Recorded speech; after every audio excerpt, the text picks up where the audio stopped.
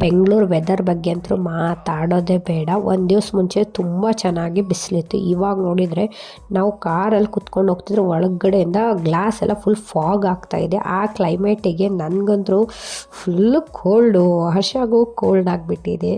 ಏನೂ ಮಾಡೋಕ್ಕೆ ಬರೋಲ್ಲ. ಬೆಂಗಳೂರು ವೆದರ್ಗೆ ನಾವೇ ಅಡ್ಜಸ್ಟ್ ಆಗಬೇಕು ಅಷ್ಟೇ.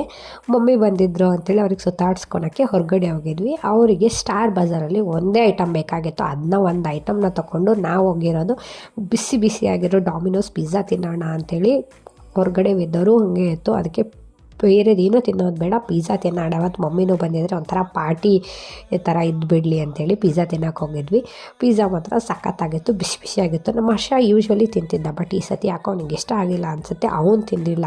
ಬಟ್ ನಾವು ಮಾತ್ರ ಆ ವೆದರಿಗೆ ಪಿಜ್ಜಾ ತಿನ್ಕೊಂಡು ಮಮ್ಮಿ ಜೊತೆ ಎಲ್ಲ ಚೆನ್ನಾಗಿ ಫೋಟೋಸ್ ಎಲ್ಲ ಕ್ಲಿಕ್ ಮಾಡಿಕೊಂಡು ಮನೆಗೆ ಹೋಗಿ ಆರಾಮಾಗಿ ರೆಸ್ಟ್ ತೊಗೊಂಡ್ವಿ.